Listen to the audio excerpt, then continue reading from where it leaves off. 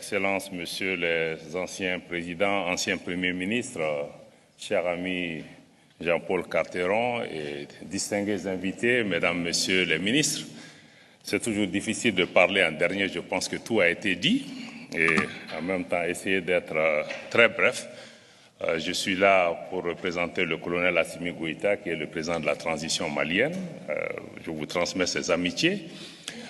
Pour être bref, en lisant un peu la thématique de cette réunion et en essayant d'être focalisé, je peux dire que les défis les plus importants auxquels nous faisons face aujourd'hui dans le monde, pour moi, c'est premièrement des défis liés au leadership et à la gouvernance mondiale, qui sont en faillite totale, et c'est pourquoi nous n'arrivons à régler aucun de nos problèmes en ce moment, parce que nous n'avons ni les pays, ni les dirigeants, ni les organisations qui ont la capacité, ni même la légitimité de pouvoir régler les problèmes qui se posent à nous.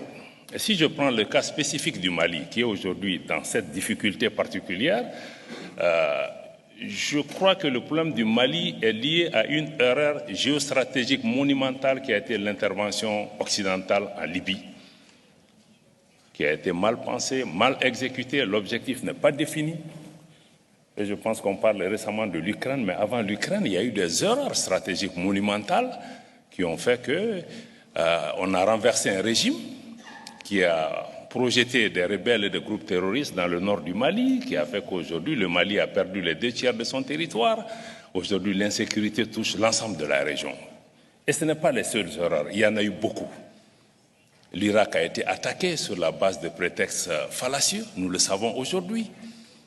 Ce qui s'est passé en Syrie. Donc nous avons une répétition des crises qui se passent parce que nous avons une gouvernance mondiale qui a été dominée par des approches unilatérales qui nous ont amenés dans des problèmes que personne n'assume. Donc aujourd'hui, je crois que vraiment, si on veut repartir à la base, de mon point de vue, c'est de sortir de ce schéma d'agression, des réponses militaires, militaristes. Parce que toutes nos solutions, même par rapport à la gouvernance mondiale, c'est de favoriser les réponses militaires. Or, nous savons qu'aujourd'hui, en Afrique, notre premier problème, c'est notre jeunesse. Si nous arrivions à créer des emplois, à industrialiser le continent, à faire avancer un peu l'intégration régionale, nous créerons plus de richesses que l'aide au développement peut nous apporter. Et je crois que c'est ça la véritable prévention des conflits.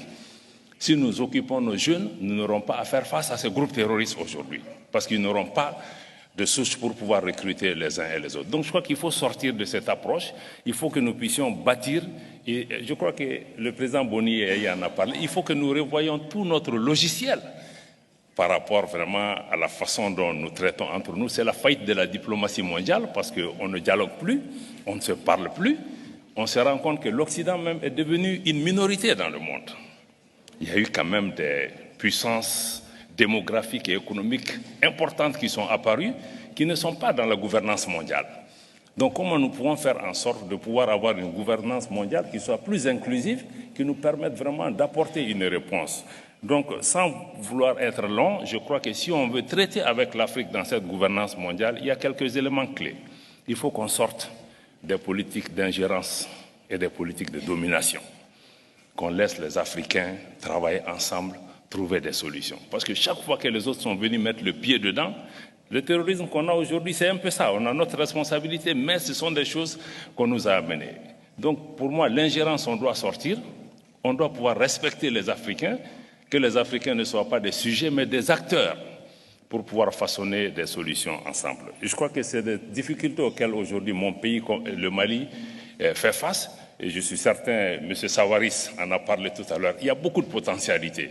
Mais tant qu'on ne change pas notre logiciel de travail avec le continent, quand on pense qu'on peut venir avec des pressions, des interventions militaires, changer la donne du continent, je pense qu'on passe complètement à côté. Laissons les Africains travailler. Nous avons aussi notre responsabilité, nous avons failli par rapport à l'intégration du continent. 60 ans après les indépendances, je peux dire que le bilan est décevant. le bilan est décevant. On ne parle même plus d'intégration régionale, on parle de coopération régionale. Je crois que ça, ce n'est pas la faute des autres, c'est la faute des Africains. Donc, Jean-Paul, je ne veux pas aller plus loin. Je pense que les autres ont leurs responsabilités, mais les Africains aussi, nous avons failli, nous devons le reconnaître. Merci beaucoup. Merci, Monsieur le Ministre. Merci. Je voudrais attirer votre attention sur une importante séance qui a lieu après le déjeuner sur le Sahel. Et le ministre prendra justement la parole, et le président Boni Yahi aussi prendra la parole sur cette douloureuse question.